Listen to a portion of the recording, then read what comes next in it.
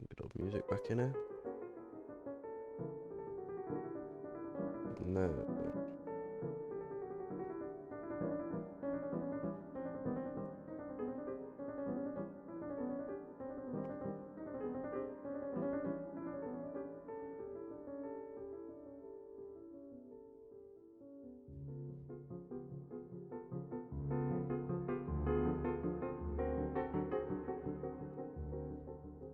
Hopefully we're back.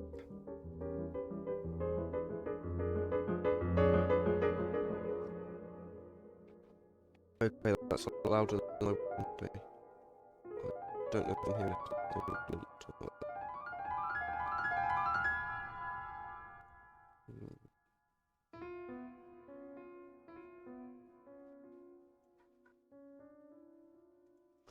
Let's wait for good old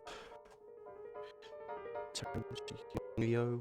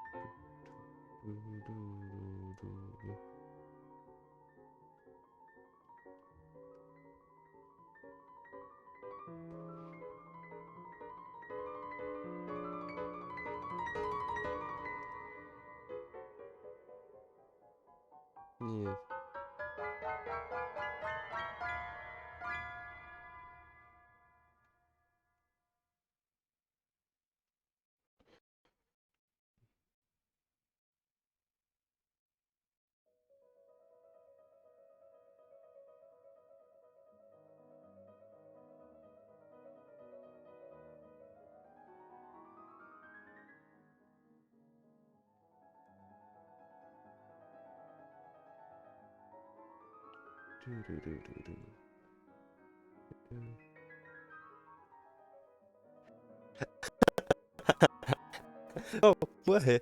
I didn't realise you were here. You were watching. Oh, that's great.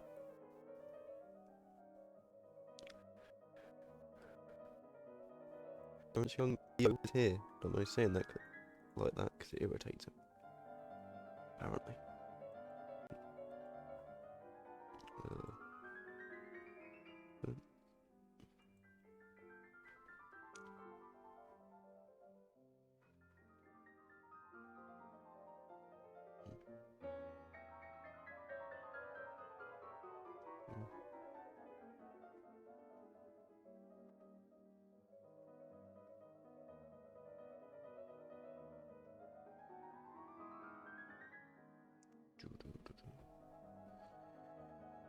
Yeah, let's post it on there.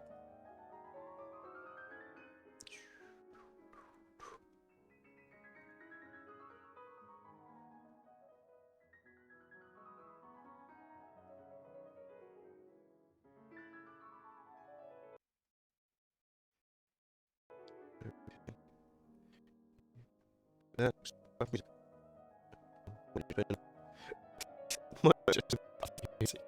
I don't know. I have no notes in front of me, so this is going to end very poorly. Because I'm going to have to remember what on earth the second. What did Terence Young here to tell me what on earth I'm missing?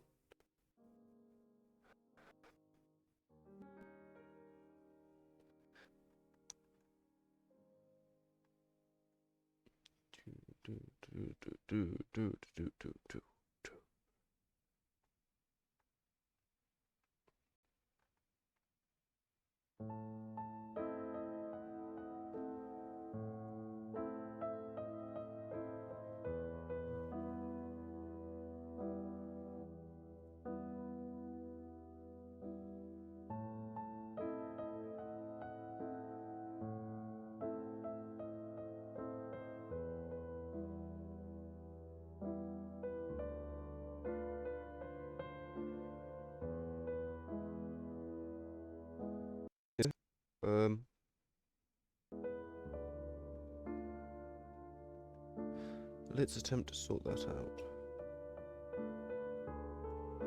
It might be the new thing I tried doing.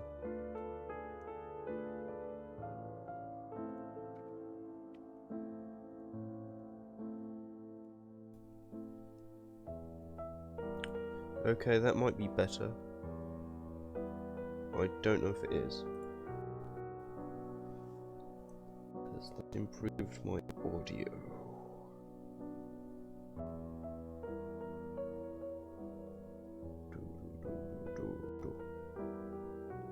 Okay.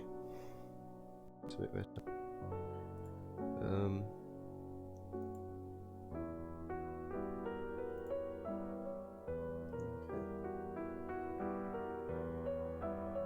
I tried to put a different suppressing software on, but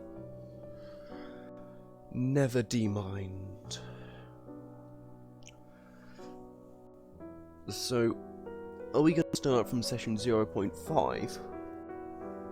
Or are we going to start from session 0? Because there's stuff in session 0.5 that not all of you know about. Like half the group knows about their session 0.5 and the other half knows about theirs.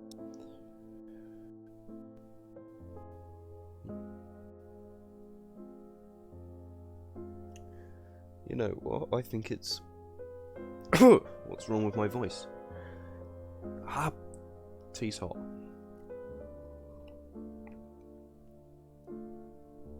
Ah. Let's get my... Start at session 1. Oh, I was going to start at session 0.5. Session 0.5 was... I feel like if we start at session 1, people won't understand because a lot happens session 0.5. Oh, thanks. But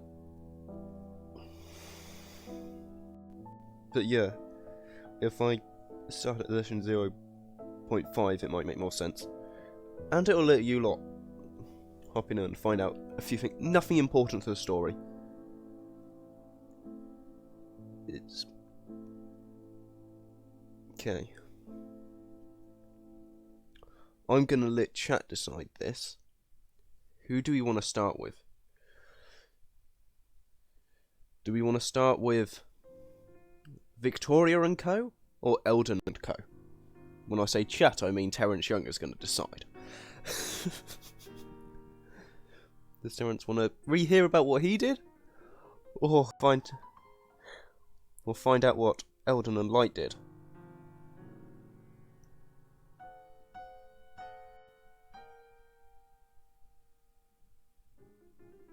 Oh, for goodness sake. I don't either, that's why I'm trying to get you to decide. I'm not very good at this whole thing.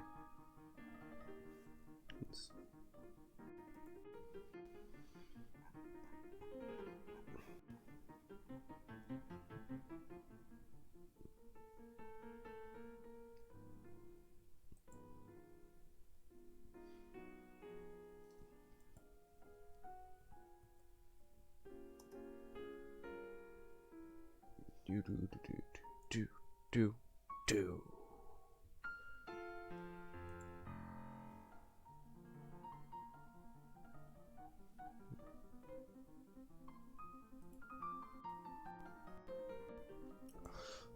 Oh, I actually have a coin in front of me. Heads out. Actually, Victoria's the name of a queen, so heads Victoria, tails Eldon. But I dropped it.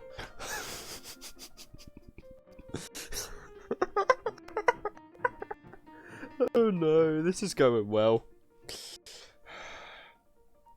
Okay, I've got it again. This time, hopefully, I'll be able to catch it. For goodness sake. I can't even flip a coin. This is getting a bit depressing. There we go. Tails. Eldon.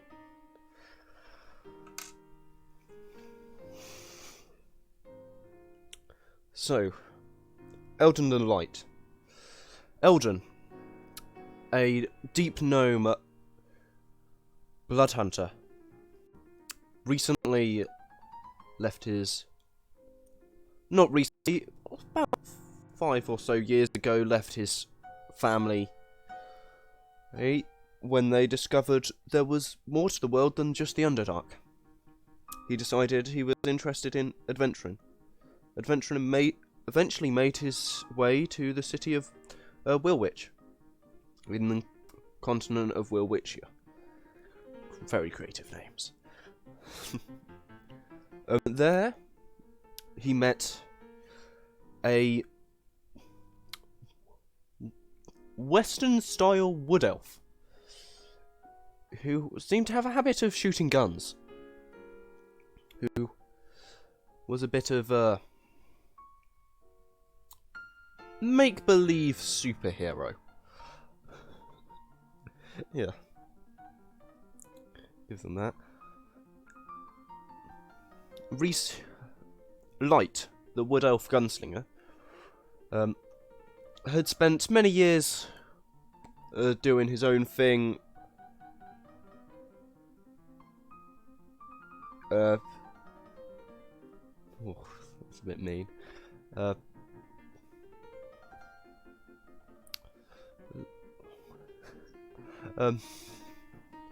Light had spent many years trying to. After his parents died, he wanted to revenge their deaths, a bit like Batman.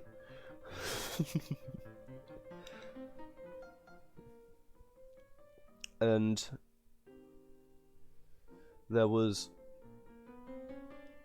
he had left his home, decided to find his own freedom and fight for it.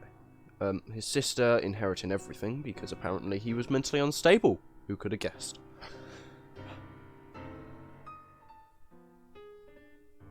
I'm going to spend a bit of time on each of them.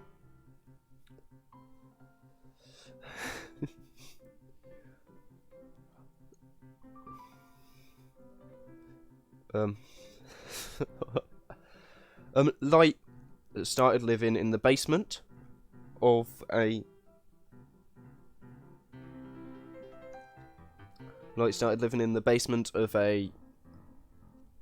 blacksmith, which Eldon, when they met, decided to move in with them, and they would fight crime together.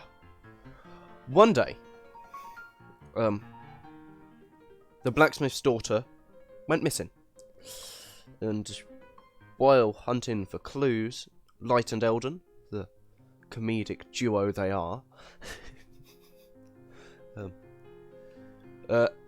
managed to find their way to this one. I'm trying to remember the name of my own shop. Dear Lord. Managed to find their way to the... what's it called? This is what happens when I don't have notes in front of me. Terence, what's the name of the magic shop? Oh, the AA. The Arcana Arboretum, they managed to work their way to, and they found out that the Arcana Arboretum knows of a similar disappearance that may lead to more clues. So they ended up travelling all the way down to Eganpoor Hill. There they booked a room at the local... not the big tavern in the town, but there was a smaller floating tavern. They booked room in to stay in. And then they set out to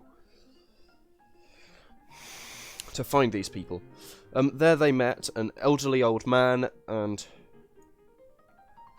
his grandson, whose father had gone missing.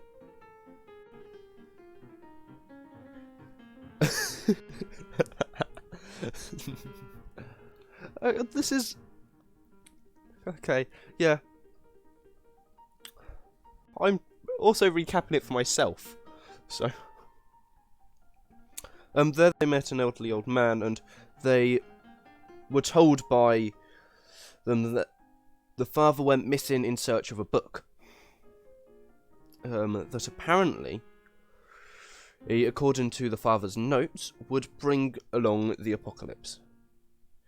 These people used to own the branch of the Arcana Arboretum in the town of Eganport Hill.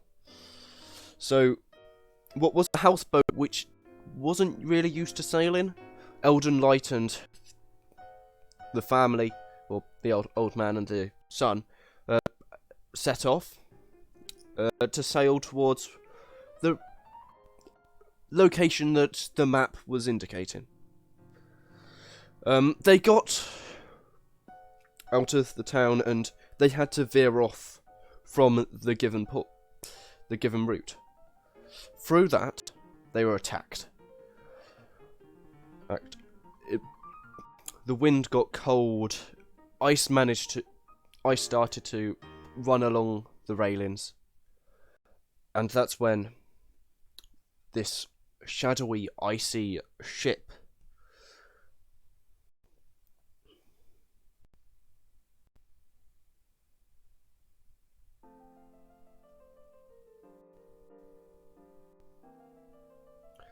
go away.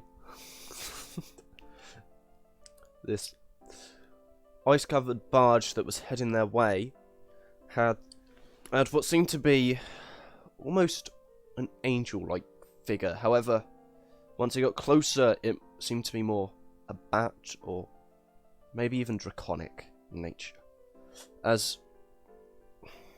some sort of half-dragon maybe, or dragonborn, wings furled out, just cast some sort of arcane spell and froze over the whole ship, shattering it in a moment's notice.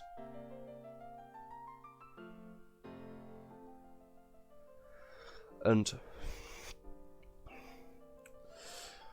at that point, the ship crashed onto the shore. Eldon and Light awoke from what was a freezing insomnia, and they noticed the old man and the son were nowhere to be seen. The ship was shipwrecked onto the shore, with just the map telling them the direction to head. No sign of the barge that had previously attacked them. At that point, they started to head in that direction, searching for this book, whatever it is that had been so dangerous. To just heading towards it got them shipwrecked.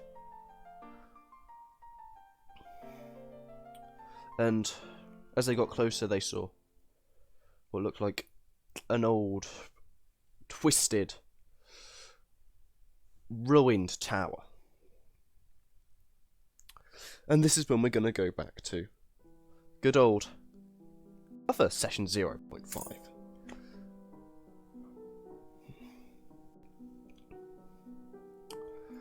Whose perspective do we want to do this from? Let's do it from the tavern keeps. Sonny, local turtle tavern owner in a town full of humans. He owned the floating tavern.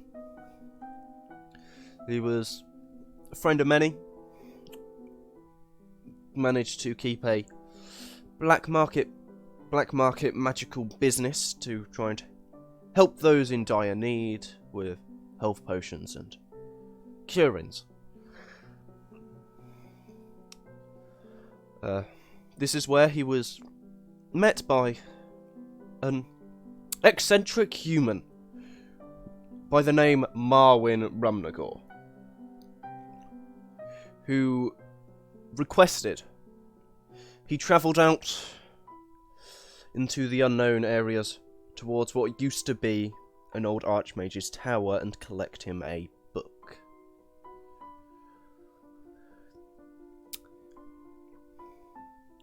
This is where he sort upon found a recently out of work kobold who was staying outside in their tent, paying minimal because he was a decent enough friend and had provided this turtle with enough business in the past. Vega. He managed to get Vega, and somehow hearing about this despite not being invited,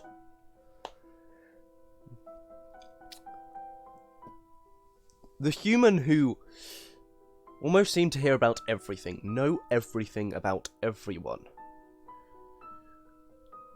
who no one really quite knew much about, but knew they shouldn't get on the wrong side of. Victoria.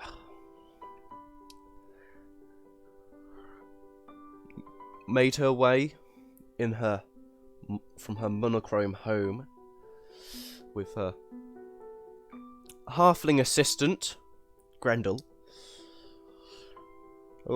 setting her with all the equipment needed for this journey. She headed down to the tavern,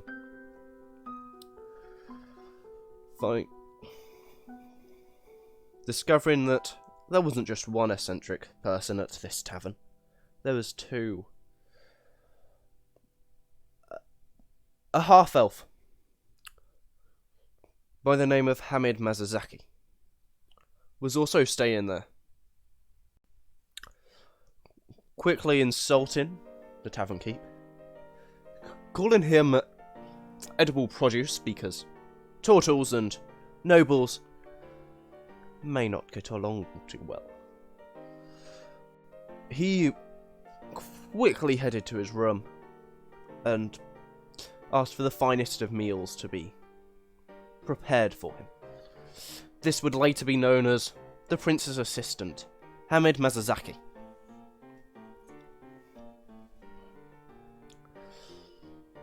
You know what, I probably should have said, this is a couple of days before a big festival that has been awaiting the city. And arcane magic is illegal. That is why there's a bit of stigma around everything.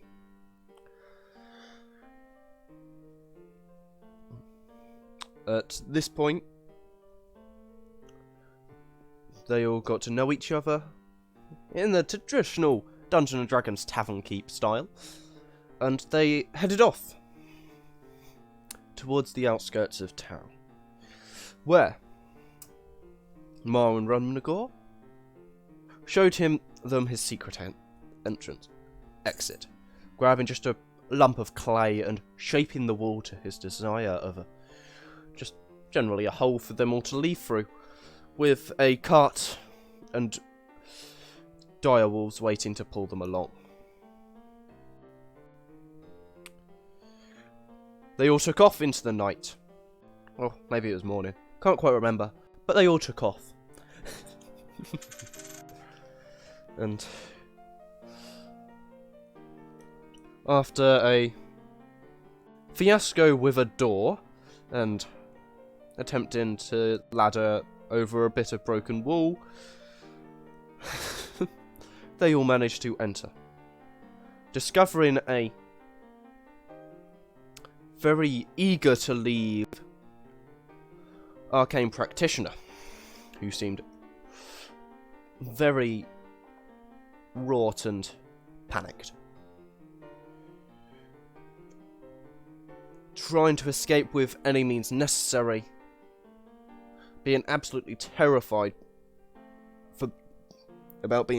about staying there for another moment. A fight opened, or started.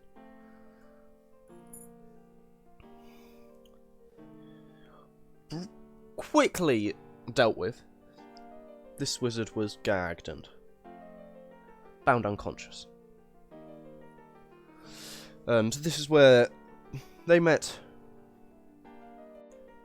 in the other room.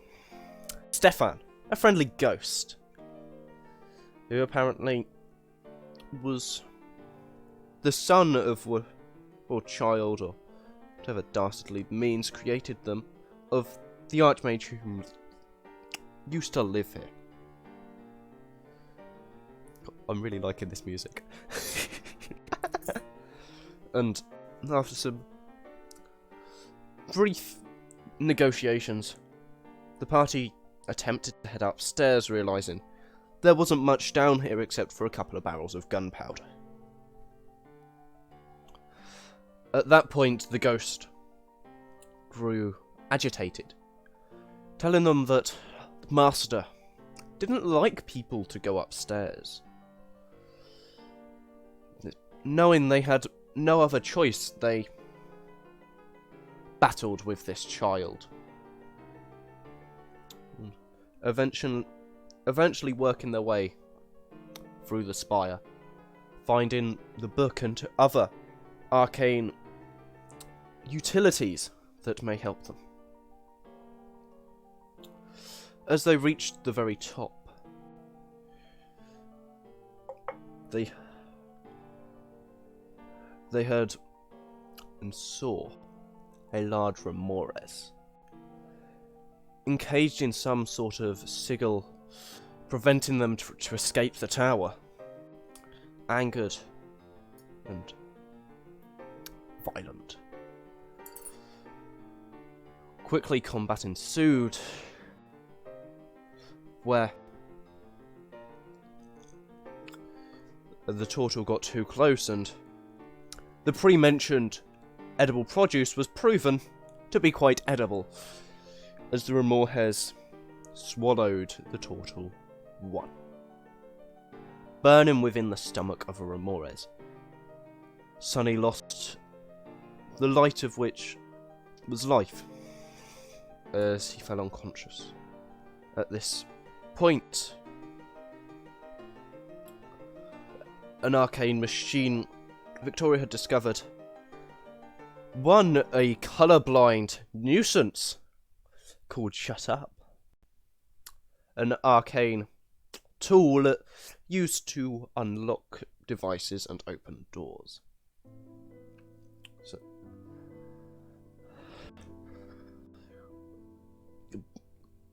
quickly discovered that this was an arcane almost portal that had unleashed this remores. A iron golem was almost brought to life using the own power that was fueling the remores, and it quickly dealt with, after being issued some commands, quickly dealt with the remores. At that point there was a panic. Sonny's unconscious body lay there in a pit of acid. And quickly calculating possible ways to bring back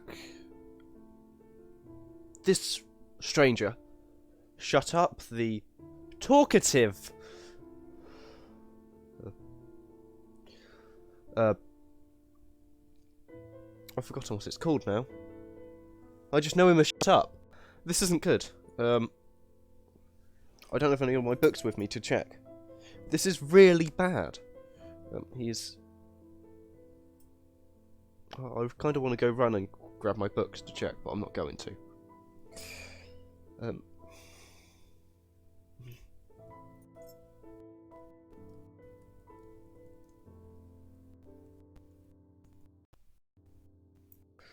Okay. Yeah. Shut Up.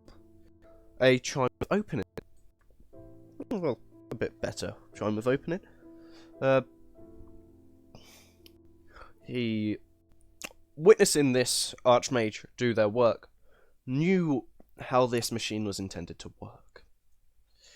At that point,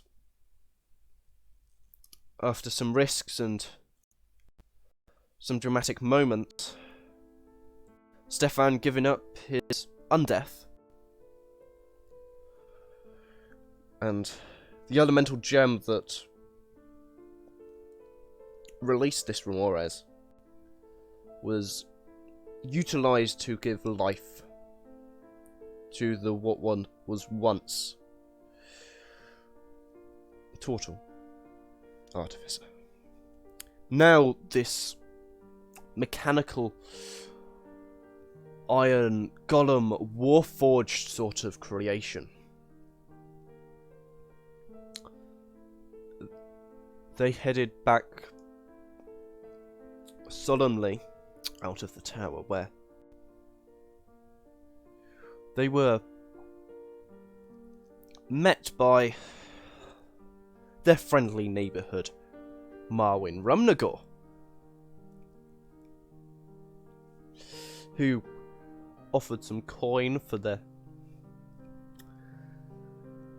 work and quickly vanished into a door, never to be seen again. Oh. So they thought.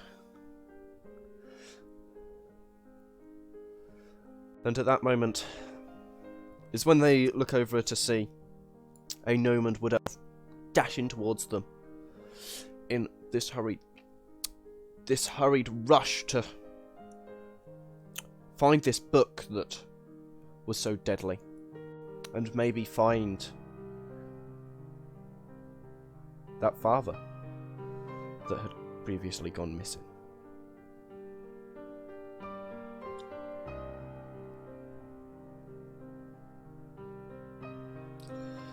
Sadly, the father was gone, and the other half of the party had sold off the book that would start everything for just a few coins. Heading back solemnly to Eganport Hill, they head back, get into a bit trouble with the local police, quickly ending the person brought here for the festival known as the Mage Slayer, and heading home for a night, of which they were met next morning by Hamid Masazaki at the door, offering a night's sleep and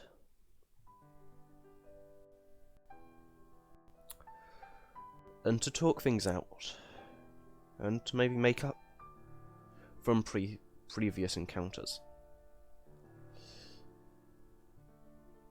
No, this isn't yet. I'm off on one. Not yet.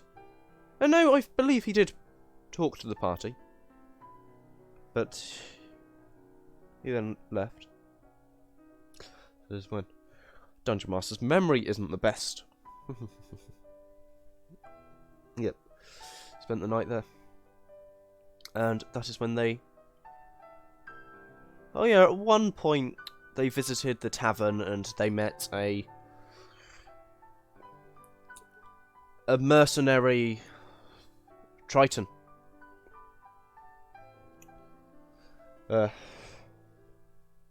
Who's not all that important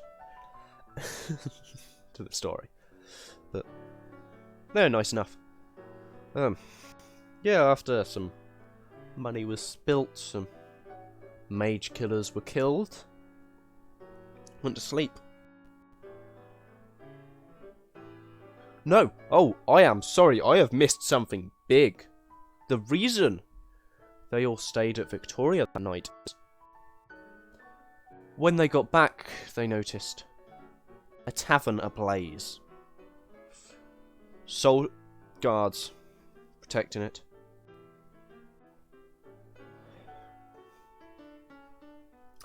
Apparently there had been reports of the innkeeper, Sonny, having broken some laws with magic. And at that point, they all headed back towards Victoria's, hiding Sonny's new identity. And this is where, see, putting everything back together, this is where Hamid Masazaki knocked at the door, or pointing out that they had something for them.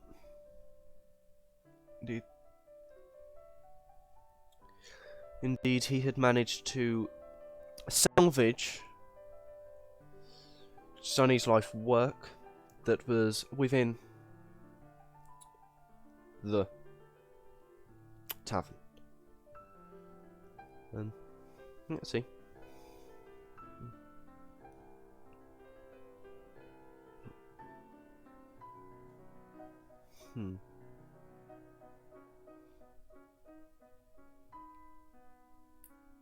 Yeah, and then after some things, there was something or other. Hamid allowed the party to stay within their magnificent mansion. His magnificent mansion. Showing them that he himself is actually an arcane practitioner without the prince knowing of such things.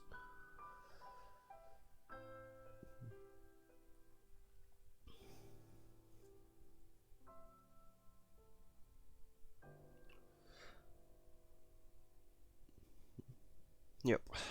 And then Hamid disappearing into the night as he very much does.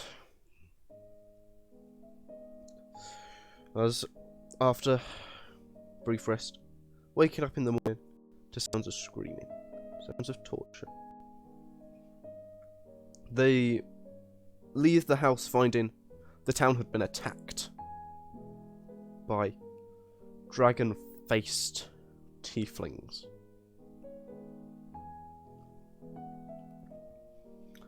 Quickly working their way through town, freeing what they now know to be the prince in their first encounter, setting up borders and defences around the town to defend it against this attack, freeing the church, and eventually finding their way to what seemed to be a tower that has arisen from where Sunny's Tavern once stood.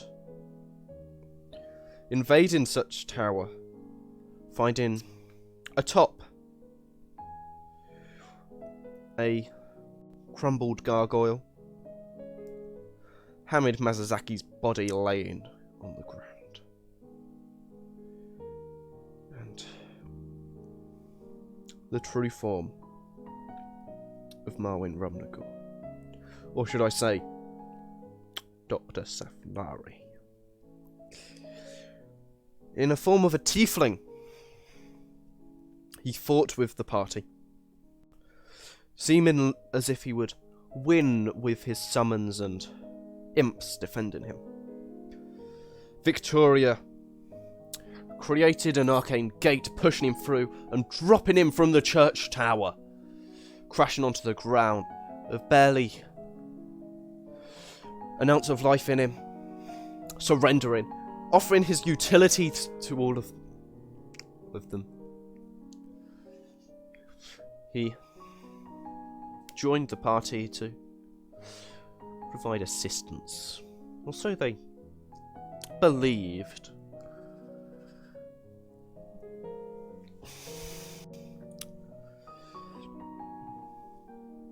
Soon after this, the party escorted, after visiting where Sunny's Tavern used to be, and discovering some vampiric nature and rediscovering a mage that they had once left to die in the wilderness. They decided to join the prince on a escapade to the city, worried that Eganpore Hill wasn't the only place that was attacked. One fateful night, Victoria found herself keeping watch, where the sound of a bat flew in, and the form of her brother appeared in front of her. And with just a wink of the eye, he invited her home again, where she decided to join.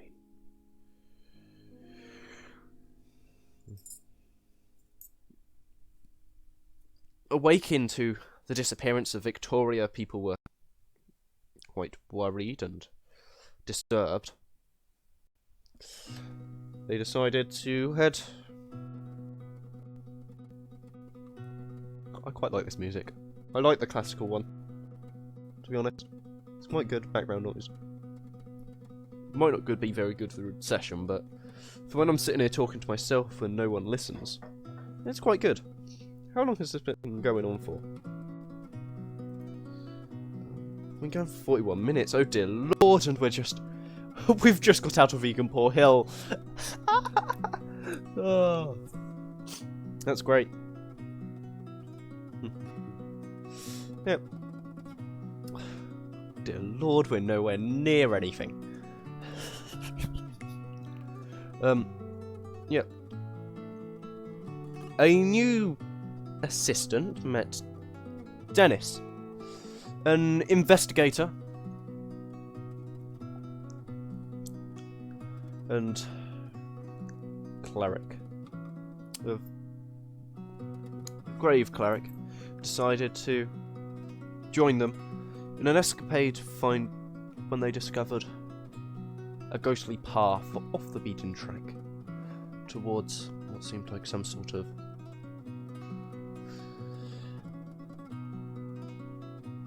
horrific mansion. After being invited in, they found their way downstairs where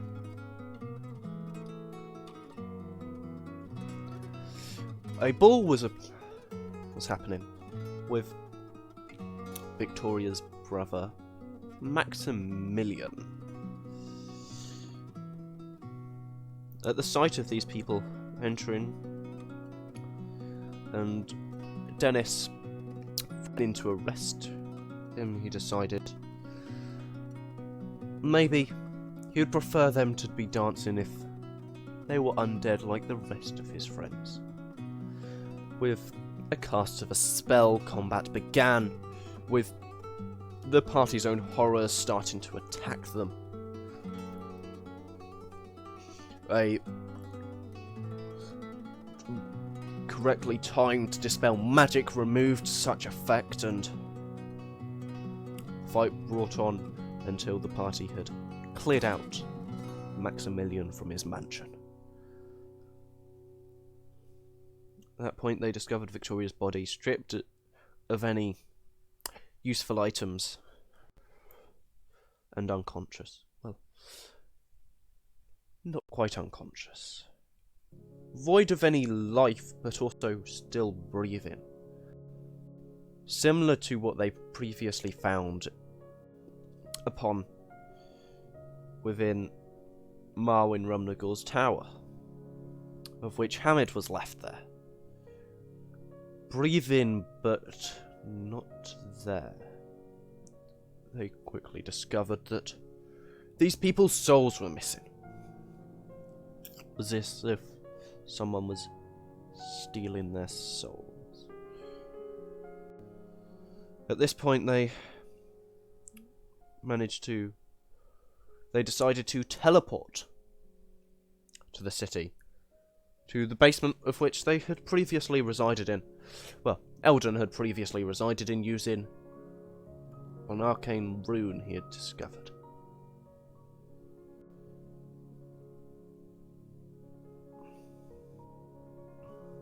After returning here, they managed to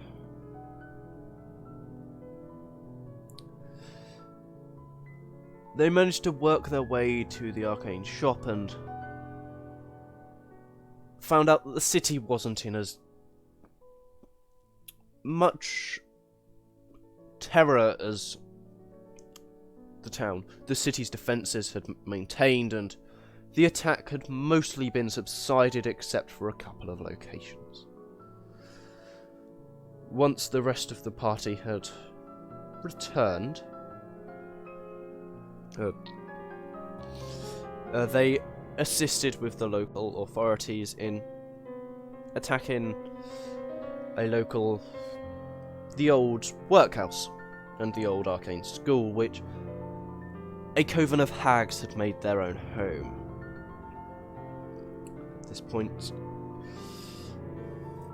after finishing the hags and freeing what they discovered to be the blacksmith's daughter from a curse,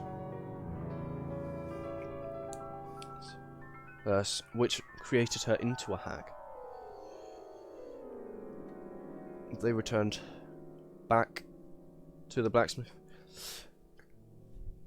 allowing him his daughter once again, and had a brief encounter with the town's guard as they flew over the castle walls and shocked them a brief amount. At this point, they had been given permission by the prince himself to use his arcane abilities. Despite his depictions of hatred towards the arcane, he allowed it. After this, Sonny decided that he needed to head back to Eganpore Hill and try and fix what was once his life. And at this, the rest of the party, he decided to head towards Eldon's home, worried that it might have been involved in the recent attacks.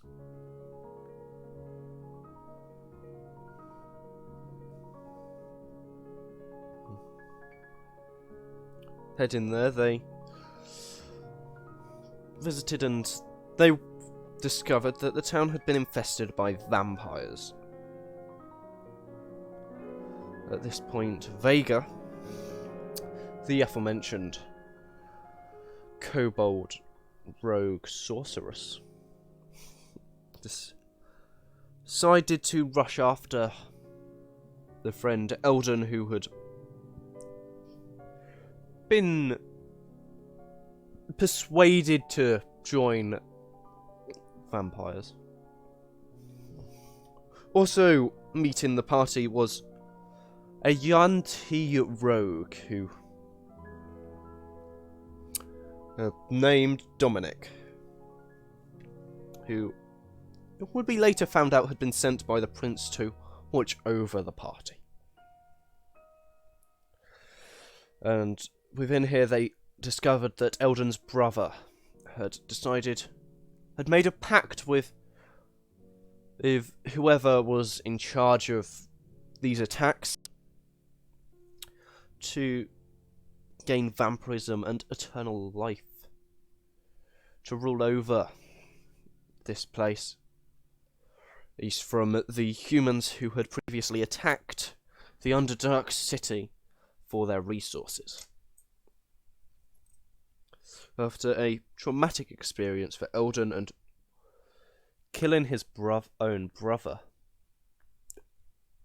discovered he had been infected by an Archlich's eye that managed to control him to a certain degree. After finishing off the majority of the vampires and freeing what left of the civilians, Eldon discovered that he was now the rightful ruler of this deep gnome city. Leaving an elderly advisor in charge for the moment, they headed north, where whomever or whatever had started this war had kept base. And this is where we jump over to Sonny. Sonny had started to rebuild his life, and then one day he was called upon by the prince, having heard a distress signal from somewhere north. Sunny and the prince travelled through what was a group of secret caves. Yep, I know. I'm just shocked at the music changing. Terence, are you still here, or have you given up on me?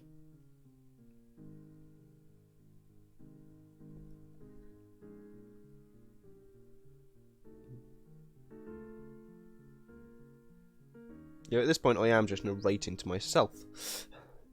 Great fun. God. Yep. At this point we jump to Victoria and Hamid, who had been put into new bodies. Bodies of the Illithid.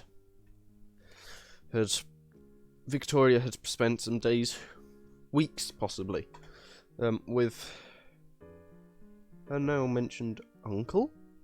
It's unclear, but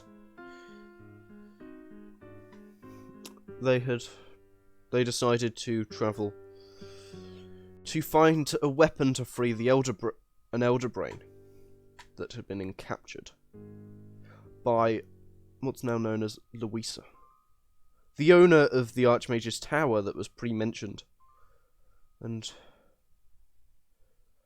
Hamid's daughter? It's unclear. However,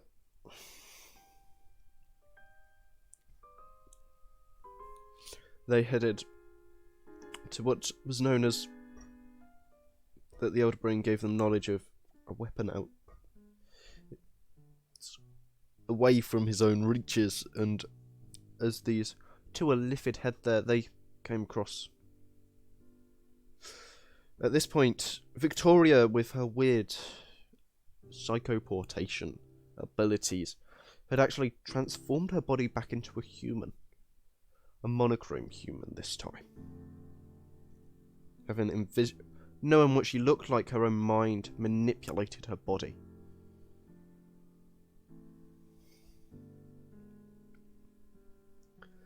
And this is when Sunny, the prince, and Illithid Hamid, who was keeping this secret from the prince, in case so things, had decided to head towards what is now known as the Elder Brain. Not the Elder Brain, a beholder that was encaged in something protected by some celestial creature.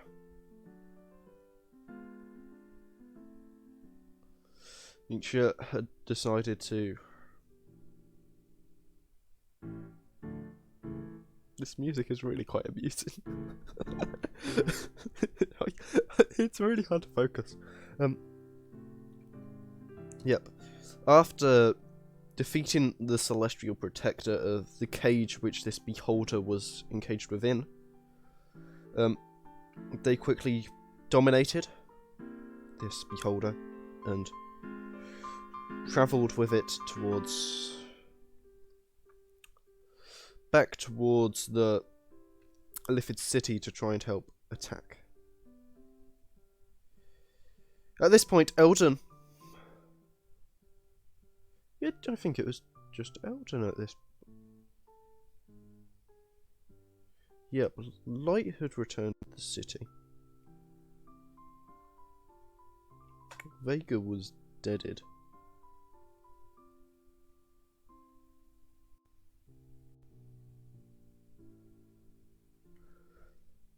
Oh, Eldon and Dominic. Yep, they headed north, discovering a dragon's lair,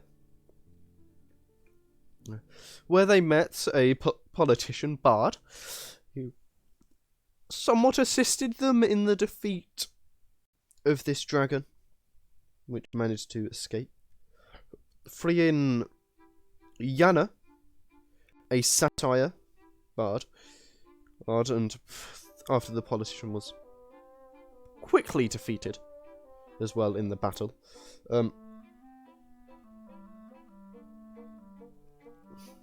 This music is quite amusing. Really doesn't fit with the theme. Oh, never mind. I am going mad, I swear.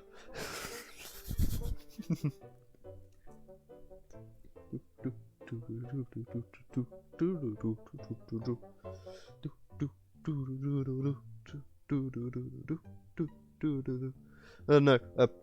Yana, who was entrapped in some sort of cryogenic chamber, and an Eladrin, which name sakes me, but I can get it up.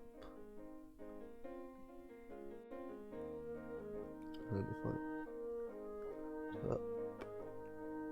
it. Yep, Alston, the Eladrin, was also entrapped. Being from what seemed like the same kingdom, they decided Alston wanted to head home, and hearing that he could possibly be returned home by these creatures, decided to join the party in attacking Louisa. And Yana kind of joined for the sake of not knowing where to go, and not overly wanting to stay within a dragon's cave. They headed north, and a fight against Louisa, the Alifa Lich, broke out. With a very good question from a card from the deck of many things, Sunny discovered where the location of Louisa's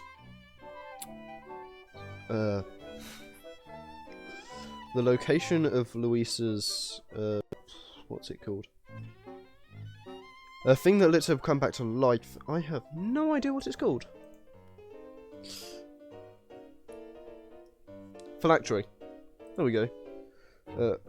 And also discovering that how to almost deactivate the Lich's power over the Alifid city, as there was a device controlling the Elder Brain.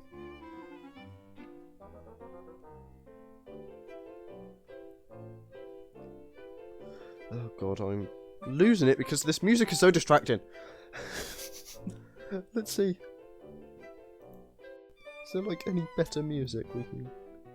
Oh, I didn't mean to do that.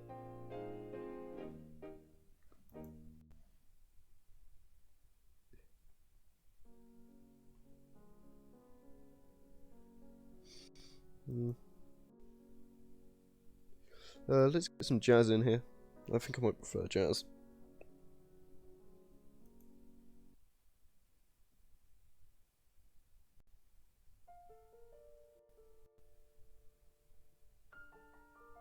There we go. Oh, dear Lord, where was I? Yeah, after this fight, which they defeated Louisa and her Alifid army, freeing the Elder Brain from his engagement. The party salvaged Louisa of all she had on her, and decided to leave the city, the Alifid city, where it was, and decided to teleport back to Willwich to discover what had happened there.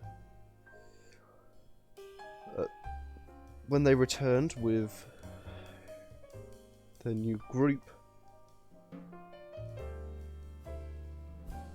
they were quickly rushed into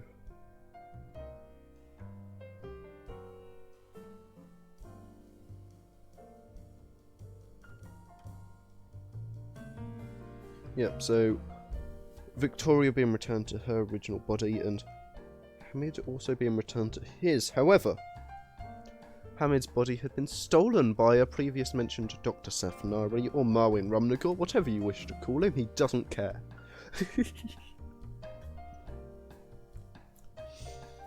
Yep.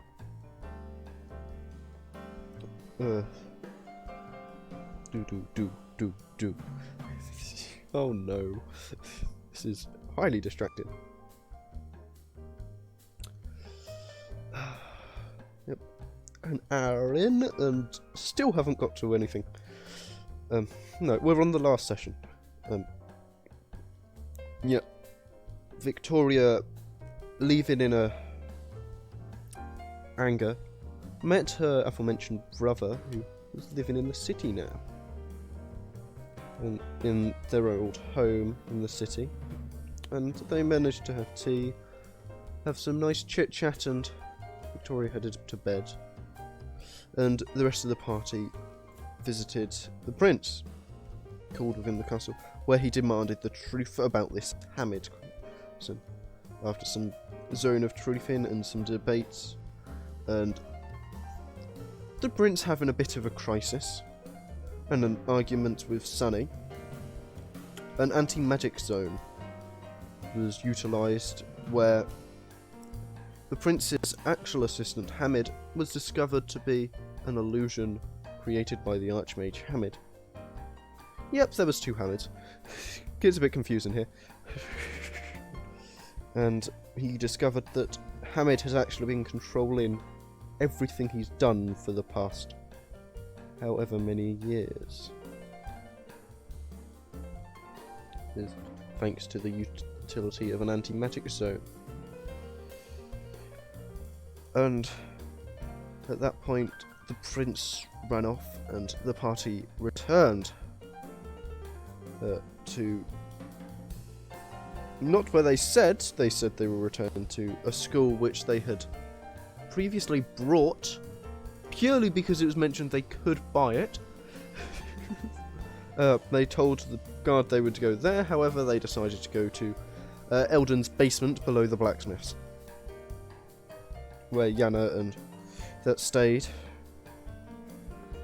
And when they awoke, they noticed that Sunny had made a deal with Dr. Safnari to return the body back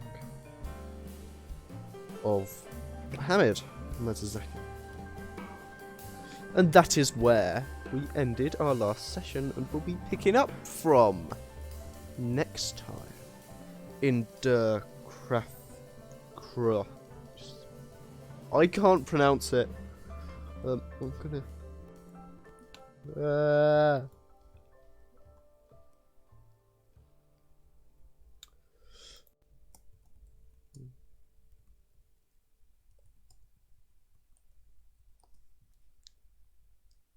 Okay, I'm messaging Terence to get back. Because I need to know how to pronounce this. It's not Kraftkreis. Kraftkreis. Der Kraftkreis. Der Kraftkreis? Kraftkreis? Is it even Kraf? Is it cross?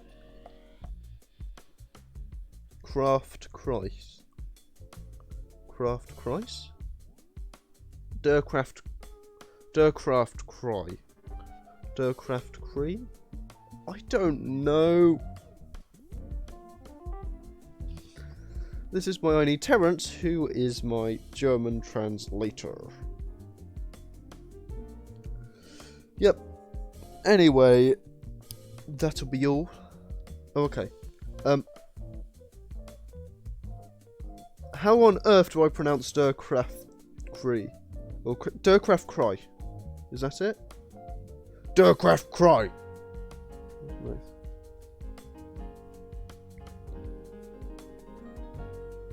When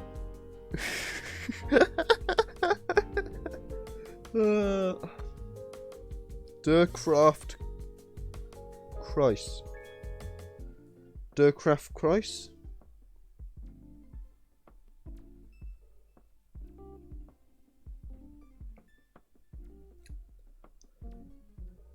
Der Kraftkreis.